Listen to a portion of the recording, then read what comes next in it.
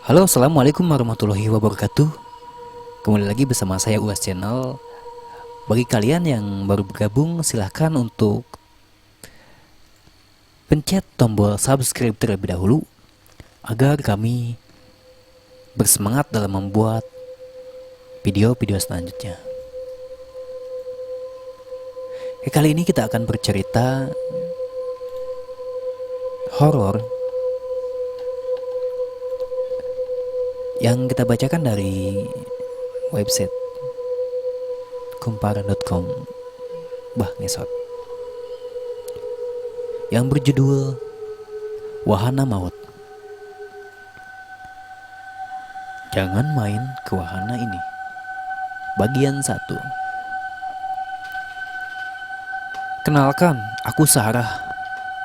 Tahun lalu sekitar pertengahan bulan Agustus, aku dan teman-temanku mengalami kejadian mengerikan di sebuah wahana angker. Ini semua gara-gara Dion. Kalau saja dia tidak mengajak kami main ke wahana itu, mungkin petaka ini tidak akan pernah menimpa kami. Dion itu salah satu sahabatku.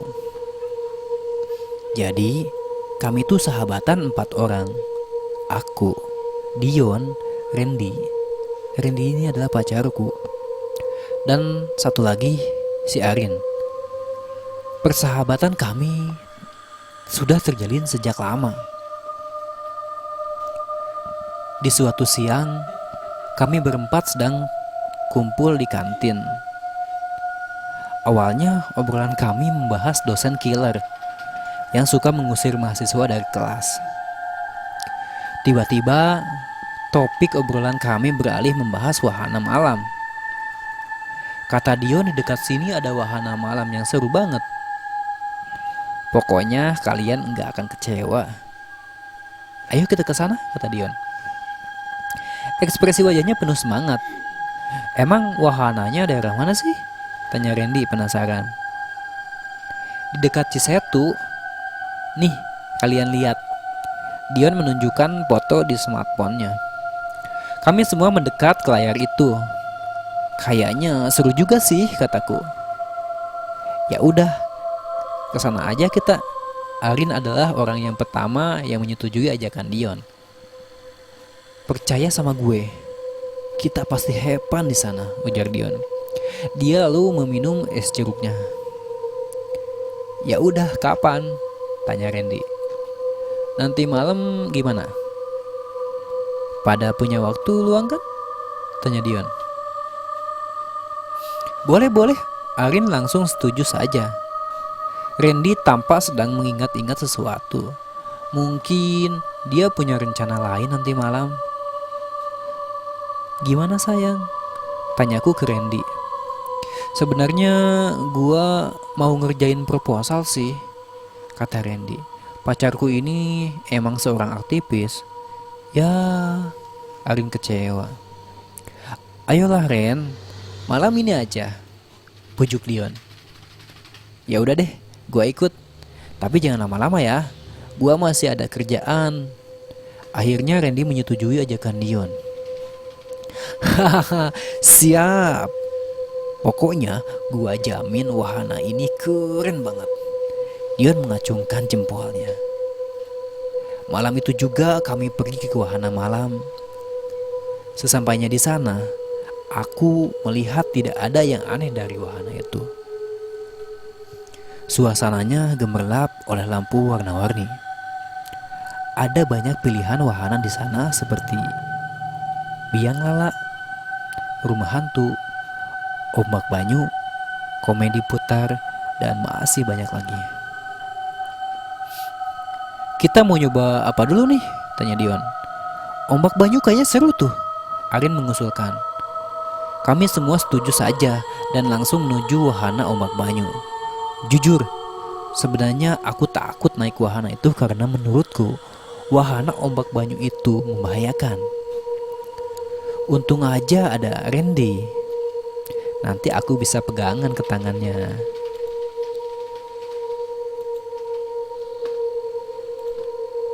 Kebetulan saat itu tidak banyak orang yang naik ombak banyu. Aku duduk di samping Randy, sementara Dion dan Arin duduk di seberangku. Ombak Banyu pun mulai berputar-putar perlahan dan semakin lama putarannya semakin kencang. Aku berteriak ketakutan sambil memejamkan mata. Randy malah ketawa-ketawa. Tampaknya dia senang kalau melihatku ketakutan. Sesekali ku buka mata dan saat itulah kulihat ada seorang perempuan yang duduk di samping kiri si Arin. Padahal aku ingat betul kalau tadi tidak ada siapa-siapa di sana. Sejak ku perhatikan wanita itu, dia tertawa-tawa seperti sedang menikmati wahana. Selang beberapa saat, putaran ombak Banyu pun melambat dan berhenti seketika. Anehnya wanita itu yang tadi duduk di samping Arin tiba-tiba hilang begitu saja. Rin, gua tadi lihat ada orang yang duduk di samping lu, kataku setelah kami semua turun dari wahana. Ya si Dion kan? Jawab si Arin santai. Bukan Dion, itu cewek kok. Lu mau nakut-nakutin gue di tempat ramai kayak gini? Arin malah tertawa. Mungkin kamu salah lihat sayang, kata Randy merangkul pundakku. Ya udah, naik yuk, yang lain lagi, ajak Dion. Dia kayaknya tidak peduli dengan apa yang aku lihat barusan. Rumah hantu, kayaknya seru. Lagi-lagi Arin yang mengusulkan. Iya kayaknya seru nih. Masuknya berdua ya, usul Randy. Iyalah, lagian aku nggak mau kalau harus sendirian, kataku sambil melirik manja ke wajah Randy. Iya sayang, aku nggak akan biarin kamu sendiri kok. Randy mengelus kepalaku. Dih, bucin mulu kalian nih, kata Arin. Biarin aja Rin, udah syukur mereka jadian. Bayangin, mereka udah sama-sama suka dari semester 1 dan baru minggu kemarin si Randy berani nyatain cinta. Dion menimpali sambil tertawa cekikikan. Ya udah yuk, ajak Dion. Dion dan Arin masuk duluan, sementara aku dan Randy menunggu di depan pintu rumah hantu. Selang beberapa saat, petugas yang jaga rumah hantu pun menyuruh kami masuk. Aku benar-benar tegang. Ku pegang erat lengan kanan pacarku. Tenang saja, hantunya cuma bohongan kok, Randy tersenyum. Suasana di dalam sangat remang. Di sebelah kananku ada burung hantu yang sedang bertengger dan memperhatikan kami yang melintas di hadapannya. Rumah hantu itu sangat menyeramkan. Ada pocong, kuntilanak, genderuwo, dan juga Dracula. Aku tak sanggup menyaksikan hantu-hantu itu dan sesekali sembunyi di pelukan Randy. Lain halnya dengan pacarku itu. Bukannya takut, dia malah ketawa-ketawa. Tak lama kemudian kami pun keluar dari rumah hantu itu. Di halaman belakang, kulihat Dion sedang berbicara dengan seorang petugas bertubuh kurus. Dia nampak panik. Kenapa Dion? Tanya Randy. Arin kenapa? Tanyaku dengan nada tinggi. Arin hilang, ujar Dion. Dia sangat ketakutan. Keringat membasahi wajahnya seperti orang yang baru saja dikejar-kejar setan.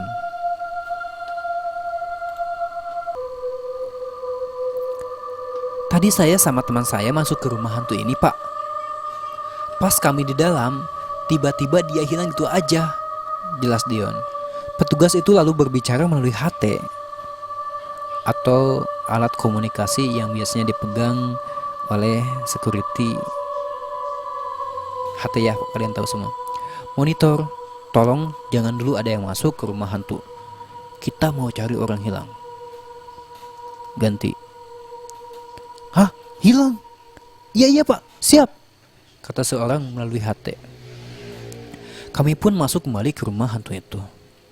Tapi anehnya, kami tidak menemukan Arin di sana. Malam itu juga kami langsung lapor polisi.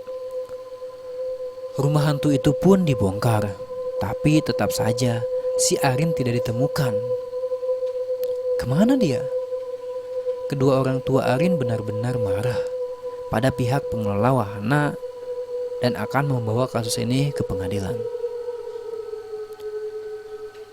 Semua cara sudah dilakukan untuk menemukan Arin. Kami bahkan sudah meminta tolong ke orang pintar, takutnya Arin diculik sama jin. Sayangnya, dukun itu juga tidak mampu menemukan Arin. Ia benar-benar tidak masuk akal. Ini benar-benar tidak masuk akal. 1 minggu setelah Arin hilang, wahana itu benar-benar ditutup. Kabar hilangnya Arin menyebar luas, bahkan diberitakan oleh media nasional. Aku masih penasaran, ada apa dengan wahana itu?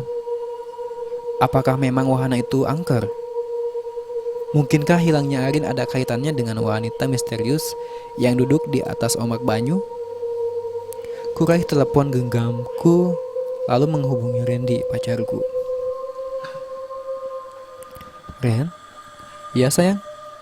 Suara Randy terdengar lemah sekali. Kamu lagi di mana? Tanyaku. Lagi di rumah nih. Aku masih penasaran sama wahana itu. Antar aku ke sana yuk. Ajakku. Mau ngapain? Tanya Randy. Nyari Arin. Kita kan udah cari beberapa hari di sana. Tetap aja nggak ada, jelas Randy. Aku punya firasat kalau Arin masih ada di dalam wahana itu. Randy terdiam sejenak.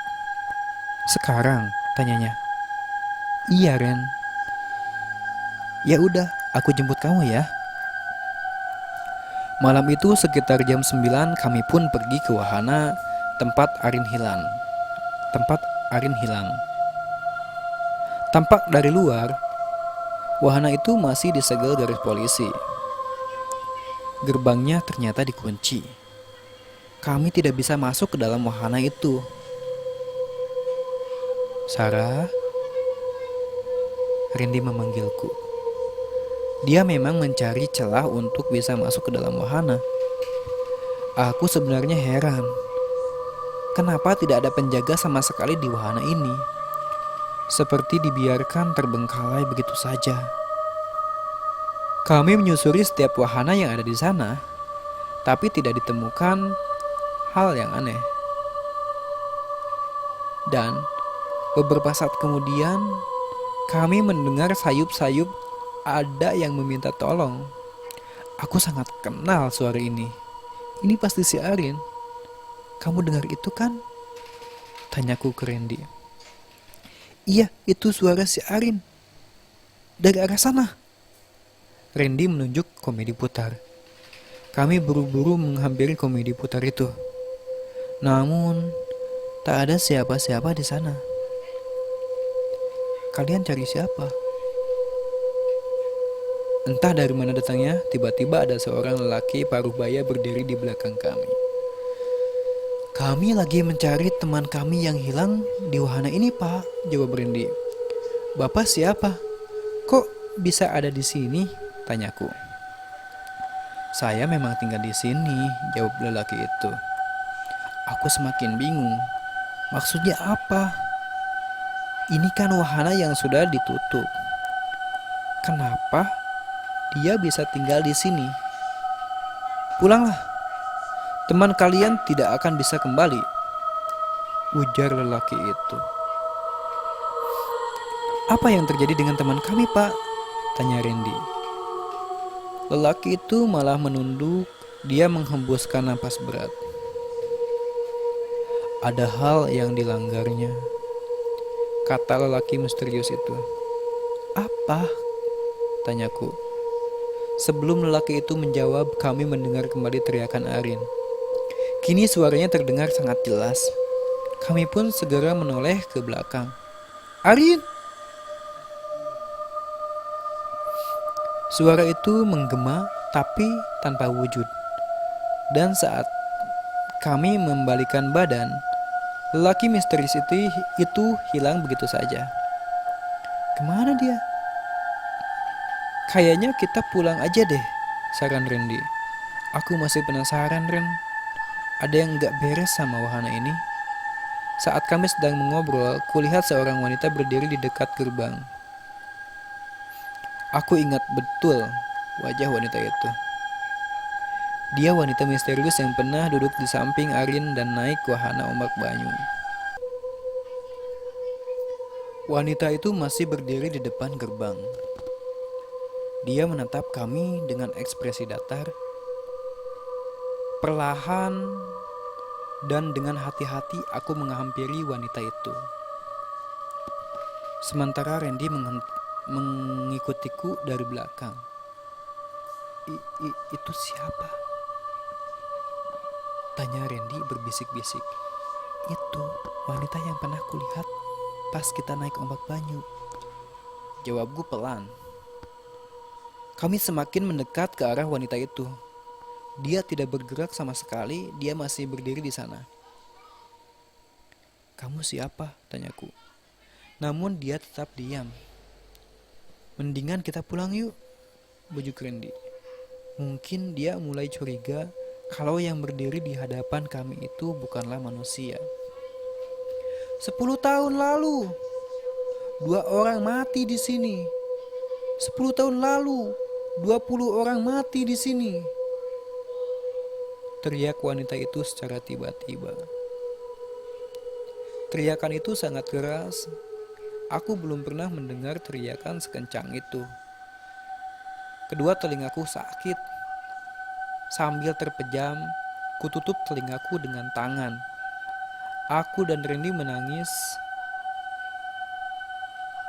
Aku dan Randy mengiris kesakitan. Randy pun buru-buru menarik lenganku. Dia membawaku keluar dari kawasan wahana itu. Dari kejadian semalam, aku mendapat sebuah petunjuk.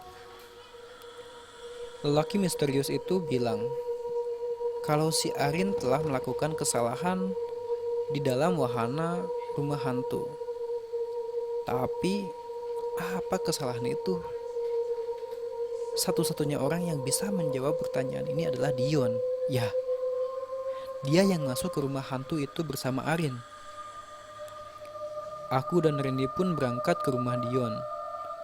Saat kami temui, ternyata dia sedang tidak ada di rumah. Dari kemarin Dion memang sulit sekali dihubungi. Nomor teleponnya tidak aktif. Kata orang tuanya si Dion lagi ada urusan di kampung. Kalau boleh kami tahu kampungnya di mana ya, Bu? Tanyaku. Dia pun menyebutkan nama kampung itu. Aku tahu kampung itu di mana, ujar Randy. Ya udah, kita susul ke sana aja, kata aku. Memang ada urusan apa ya sama Dion? Kok kayaknya mendesak sekali? Tanya ibunya. Aku dan Randy terdiam sejenak dan salah tingkah. Ada tugas kuliah yang harus kami selesaikan bersama, Bu, kata Randy berbohong. Oh begitu, ya sudah, susul aja ke sana. Kalau udah sampai di kampung Dion, tanya saja di mana rumah Ambu Mina. Itu rumahnya nenek Dion. Dia menginap di rumah neneknya, jelas Ibu Dion. Perjalanan kami dari rumah Dion ke kampung itu memakan waktu 4 jam. Aku dan Randy naik kereta setibanya di stasiun. Kami melanjutkan perjalanan dengan menggunakan angkot. Sekitar jam 5 sore, kami akhirnya tiba di kampung itu. Di sepanjang jalan kuperhatikan Randy sering sekali memijat bagian lehernya sendiri. Kamu sakit? Tanyaku. Enggak kok, aku kayaknya salah posisi tidur nih. Jadinya leherku pegel banget. Oh begitu. Nanti di rumah neneknya Dion, aku pijitin ya, kataku. Thanks sayang. Randy tersenyum. Setelah kami bertanya sana-sini soal lokasi rumahnya Ambu Mina, ternyata rumah nenek Dion itu masih terpisah dari perkampungan. Kami harus melintasi pematang sawah terlebih dahulu untuk sampai ke sana. Seperti rumah adat Jawa pada umumnya, rumah Ambu Mina dindingnya terbuat dari papan. Ada 4 tiang penyangga di bagian depan. Juga ada 2 buah kursi kayu dan sebuah guci air di beranda rumahnya. Permisi, aku mengetuk pintu rumah itu. Perlahan pintu itu pun terbuka. Seorang nenek muncul dari dalam rumah. Rambutnya sudah penuh uban, semuanya putih. Dia mengenakan kaos partai dan celana hitam. Cari siapa? Tanya nenek itu. Suaranya lemah dan agak serak. Kami temannya Dion, Nek. Dionnya ada? Oh alah, ayo masuk. Dion lagi tidur di kamar. Dari semalam dia sakit. Sakit apa, Nek? Tanya Randy. Badannya bentol-bentol, kata Ambu Mina. Saat ku tengok Dion di kamarnya, dia sedang tidur pulas. Wajahnya bengkak, tubuhnya penuh bentol. Aku semakin curiga kalau Dion juga melakukan kesalahan di rumah hantu itu. Penyakitnya aneh sekali dan tidak wajar.